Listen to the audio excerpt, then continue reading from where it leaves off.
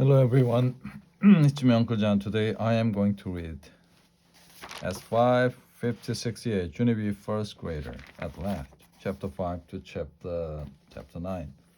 Bug back Tuesday, the first grade journal. Mr. Scary just called me in from recess. All the other children are still playing out there, he said for me to write in my journal for a minute and he'll be with me soon. I keep picking at him from behind these pages. He's printing sentences on the board. It is extra work for me. I think I do not actually approve of this. It's just scary. Put down his chalk. You can stop picking at me now, Junie B, he said. I looked at him real surprised. Because that guy has eyes in the back of his hair. Apparently, he turned around and smiled. Do you see these sentences that I just wrote up here? He asked. Yes, I said, I see them. Excellent. Could you stand up and try reading them from back there, please? Just then my heart got pumpy and pounding inside because I'm not good at reading from the board, that's why. They kept on sitting there. Please, just give it a try, okay? Finally, I stood up and squinted at the sentences. I read real slow. Bob is a bug bag. I read. I did a teensy frown at that news. Really? Bobby's a bug bag? Funny sentence number 2. Try this one, he said. I squinted some more. I like my hawk speed.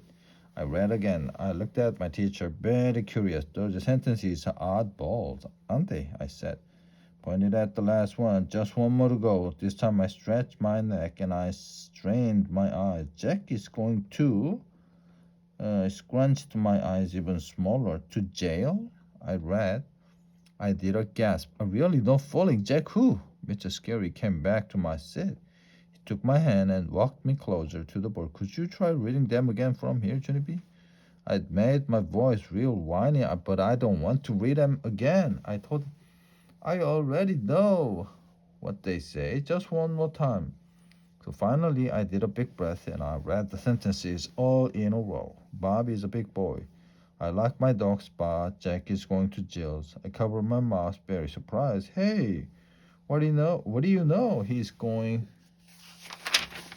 to Jill's? Mr. Scary, I said. Woo, that's a relief, right? Left, right, he said. I headed for the door. Okie dokie, well, I guess I'll be getting back to recess now. I said, see ya. I waited for him to answer. He did not say see ya. He turned around. See ya. Said a little bit softer, but Mr. C just shook his head no. Because too fast for me, he had other plan. Mr. C took my hand. We walked out of room 1 and down the hall. You and I are going to visit Mrs. Weller, Junie B. Remember Mrs. Weller from last year, don't you? Shook my head. No, 'cause that name did not ring a bell. Maybe I would just like to remember recess, I said. Mr. Scary patted my shoulder. Mrs. Weller is a lovely person, he said. Recess is a lovely person, too. Miss Weller is a school nurse, he said. I quick stopped walking, 'cause the school nurse is where you go when you're sick or tired, and I was totally fine. But I'm in good shape. See me, I don't even need a band-aid. Mr. Scary smiled. He pulled me along again. Of course you're in good shape, Junie B. But Mrs. Weller does a lot of nice things besides giving out band-aids. We walked into Mrs. Weller's office. Guess what? I remembered her perfectly well. I just never knew she had a name before. Junie B Jones, what a nice surprise to see you again. It's a surprise to see you too, I said. Because I'm not even sick or tired. Plus also I'm supposed to be on the playground right now. Mrs. Weller laughed out loud. Only I don't actually know why. She and Mrs. Scary whispered real quiet to each other. And finally, Mrs. Scary patted my shoulder. I'm gonna leave you with Mrs. Weller for a while, Junie B. Two of you are going to play a game with her eye chart, okay? All of a sudden, my stomach felt kind of jumpy because playing a game with the nurse did not sound fun. No, I said inside my head, not okay. Mr. Scary waved. See ya. I watched him go. I did not say see you back. Chapter 6, the E game. I sat in a chair next to Mrs. Weller's desk. She asked me lots of questions. First, she asked me how I liked my summer vacation. Then she asked me how I liked first grade and how I liked Mr. Scary. That is called stall talk, I believe. Finally, Mrs. Weller stood up. Have you noticed the eye charts I have hanging on my wall, Junie? She asked. She pointed at them. Eye charts are posters that help us test our eyesight. She explained, I have two different kinds. See, one has alphabet letters on it, and the one right next to it is filled with funny E's. Oh, that one is called an E chart. I looked at that funny thing. Whoa, I said, those are the craziest E's I ever saw. They are backward and forward and upside down. You're right. These are all mixed up, aren't they? And today you and I are going to play a game with those mixed up E's called the E game. After that, Mrs. Weller got a little paper cup and she showed me how to hold it over one of my eyes. We're gonna be testing each of your eyes separately while one eye is hiding under the cup. The other eye will play the game. I shrugged my shoulders, 'cause what choice did I have? Mrs. Weller showed me where to stand to play the game. Then she went back to the E chart. All right. Now each time I point to one of the E's, I want you to tell me the direction it's facing. Are you ready, Junie? I shrugged again. Then I hid one eye behind the cup, and Mrs. Weller pointed at the first E. I pointed my finger up. Emily, you're facing up at the ceiling. I told her. Good, excellent. I felt a little better inside. Mrs. Weller pointed to the next E. I turned my finger down at the floor. That one is facing down, I said. Mrs. Weller smiled and nodded. I stood up taller, 'cause this wasn't as hard as I thought. After that, the nurse kept on pointing at more E's, and I kept on telling her which way they were facing, right, left, down, left. Stopped and grinned. Hey, what do you know? I'm a breeze at this game, right, Miss Weller? Right, right, I said. She winked at me. We're almost done, she said. Only a few more E's to go. She pointed to a new row.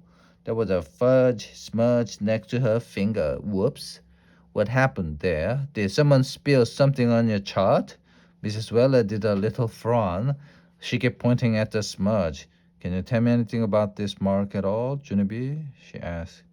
Yeah, I said, it's a smear ball. Mrs. Weller moved the finger over a little bit. What about this mark here? Can you tell me anything about this one? I stared and stared at that thing. That one's a toughie, I said. Finally, Mrs. Weller came over to me. That's fine, she said. You did just fine, Junie. After that, we played the same game with my other eye. And guess what? I saw three more smudges and a smeary. After I was done, I sat down in the chair again.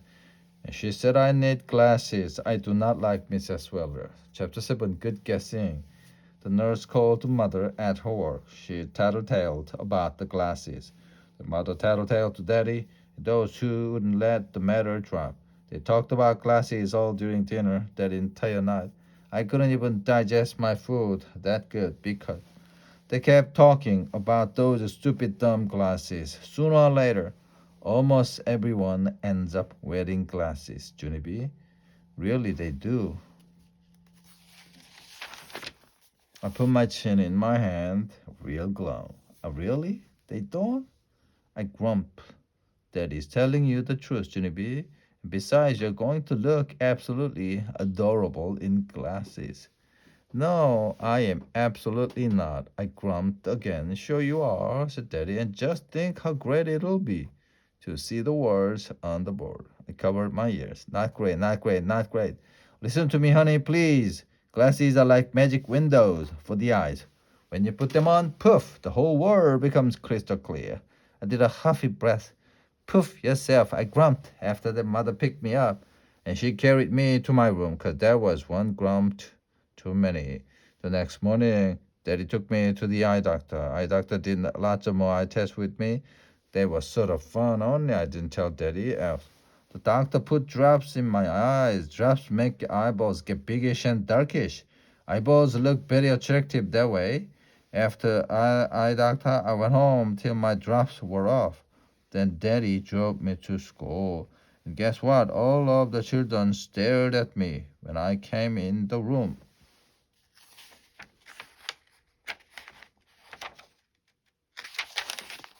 Because I was a late kid. I walked to my desk kind of shy. Herb's face smiled when he saw me. Junie B Jones, where were you? He said, I saved your seat on the bus, but you never came. We're afraid you might be sick, said Jose. Yeah, you're not, are you? I certainly hope she's not sick, said May. You shouldn't come to school sick, Junie B Jones. Coming to school sick is how germs get started. I sucked in my cheeks at that girl. I am not sick, May. I'm just late, and that's all. May made a grouchy face. Well, being late isn't good either. Being late gets your black mark on your permanent record. I covered up my ears at her. Blah, blah, blah, May. I said. Herb and Lenny and Jose laughed out loud. Those guys are starting to enjoy me. I think pretty soon I took on my work, but I tried to do my math. Only too bad for me, because I kept on worrying about my new glasses. What if I look dumb and silly in those things? I thought. What if room one laughed their head off at me?